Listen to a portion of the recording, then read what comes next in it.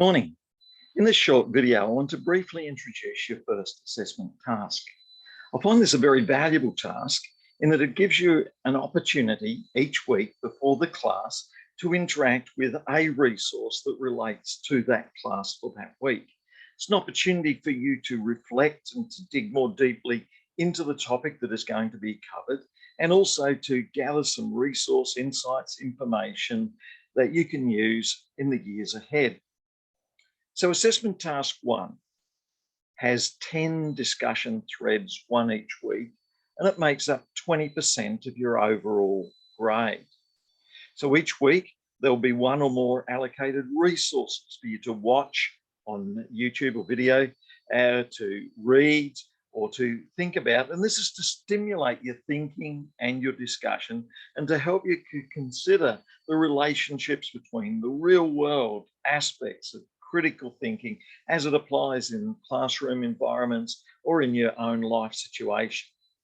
So you're asked each week to study the allocated resource and to take part in a discussion thread.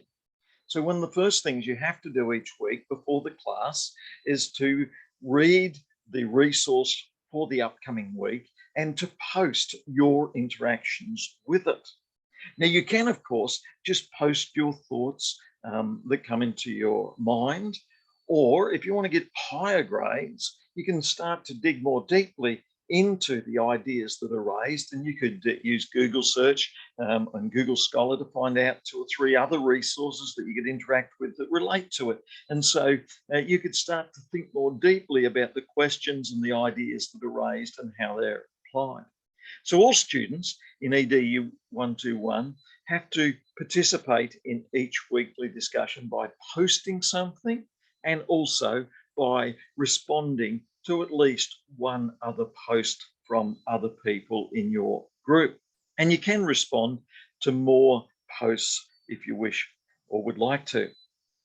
Your thoughts and reactions should be posted in the relevant discussion thread before the class that week, and you'll find on the Moodle website there is the place to put your discussion thread for that week. Each week you could think about the ideas that are raised by the resource that you're asked to watch or to read, and you could ask some questions to get you started with an initial response to the resource. You could think about what's the main argument of the set resource. You could think about who's the author, what's their background, and what ideas are they presenting.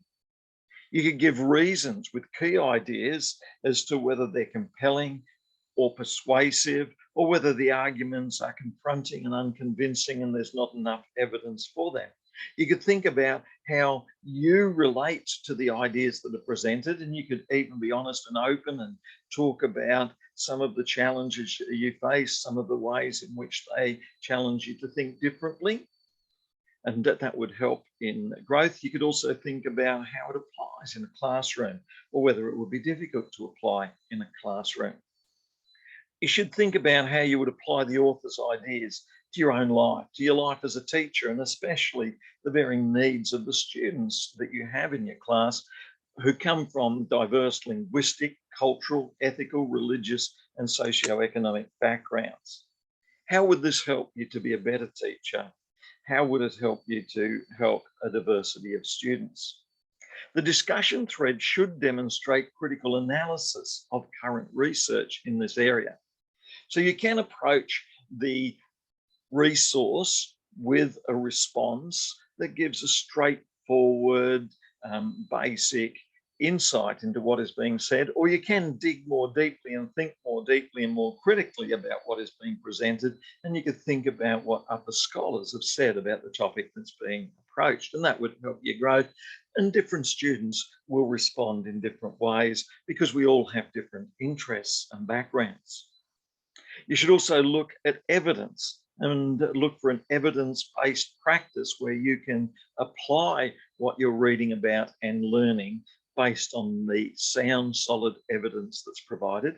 And you should reflect on the subject material more generally.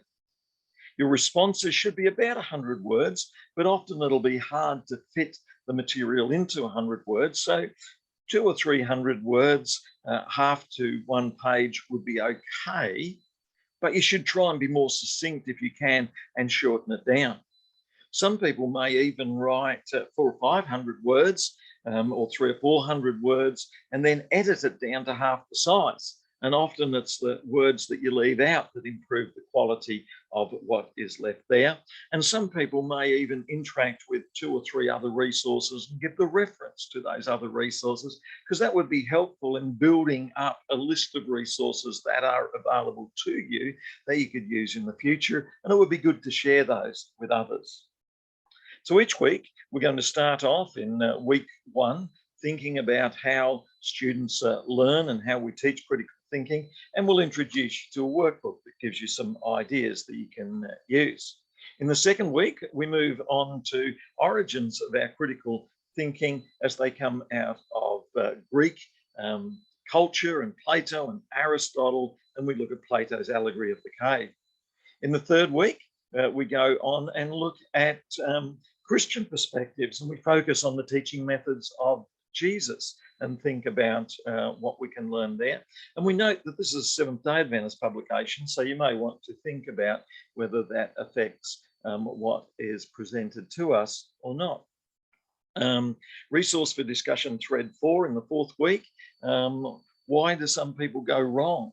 Where does ignorance come from, and why do they follow that ignorance? And as we begin to think through discussion thread 4, we'll also think about through history, great thinkers, and we've chosen just one, Augustine. What does he say about thinking, and what's the educational theories that Augustine had about 400 AD, 1,500 years ago? On discussion thread 5, we move on to particular topics such as mathematics, and how does an understanding of maths help us in our faith, or help Christian students in their faith. Discussion thread 6, we look at what scientists believe, and we think about how does science and faith come together as one. In discussion thread 7, we think about language and how language shapes the way we think, and we take a particular example in this discussion thread, narrative and story, and how that shapes the way we view ourselves and the people that we're a part of. In week 8, we think about more intuitive ways of knowing, and certainly Christians and others will often respond in intuitive ways. If we're training soldiers or training sports people, we'll often want them to respond intuitively. And so development of intuition can be interesting. And we look at Malcolm Gladwell's book, Blink, The Power of Thinking Without Thinking. And we see that sometimes, rather than logical thinking, which is limited by the capacities of our conscious mind, tapping into the unconscious and the instinctive can be very helpful at times as well. We also asked ethical questions in week 10 about the problem of evil and how we think more deeply about the origin of the nature of evil. And then finally, in week 10, we think more deeply about cultural differences, gender differences, differences between different groups, and racism and other challenges that are faced there. So each week you're asked to post one discussion thread and to respond to at least one other discussion thread. And because we often only start thinking about these matters after we've begun our study, the first week isn't going to be so easy to complete before your first class. And so we're going to give you to the end of the first week to do the first post. So through to Friday, the 4th, and then the following week, just a few days later, you have your next post due by the Sunday before your week 2 classes begin on the 7th. So Sunday the 6th before classes begin on the week of the 7th. And then each Sunday, you'll be able to do a reading and a post related to that week's activities ready for the week to follow. So that'll get you thinking.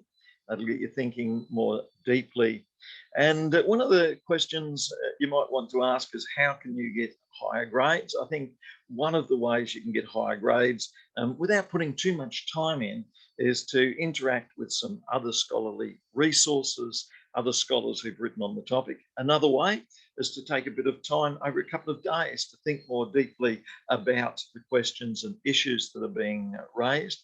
Another way to think more deeply is to think critically about what is being presented, to think of alternative viewpoints. And critically doesn't mean that you're just running down and saying everything that is said is wrong. That is, you're thinking more deeply about the issues and the questions that are raised. And I'm sure if you go to a surgeon who's about to operate, rather than someone who's just going to do whatever feels like a nice thing to do, someone who's critically examining the patient and their needs and critically looking at the skills that can be used to help. These critical approaches can be very, very important. And that's what we're studying in this subject: critical thinking, critical approaches, but we're also looking at holistic ways of considering thinking that go beyond just reason, to include intuition, practice and pragmatism, to include the valuing of others in relationships and the networks that we have around us. We look more deeply at these. At the conclusion of your 10 posts, you are asked to collect all of the 10 posts together and to submit those 10 posts. And so while you'll be graded and given a pass, credit, distinction, or high distinction or failure for each of the posts, at the end, you're asked to submit all 10 posts together. So through Turnitin, they can be checked to make sure that there is no plagiarism. You haven't just cut and pasted the material that you have. And so one easy way to help do this is from week 1, if you have one Word document and you add a resource each week to this one document, you'll have all 10 of the documents ready to go, and you can cut and paste out of that document into the discussion thread for that week. And another advantage of doing this, taking it out of a Word document and pasting it, is that the Word document will often check your spelling and other details each week as well. I look forward to reading your posts each week. I'm sure there'll be some great insights there, and I'm sure you'll get great value from the reflection that is being asked for each week. And you will also be able to develop some insights and resources that you'll be able to use in your assignments and in the times to come. Thank you.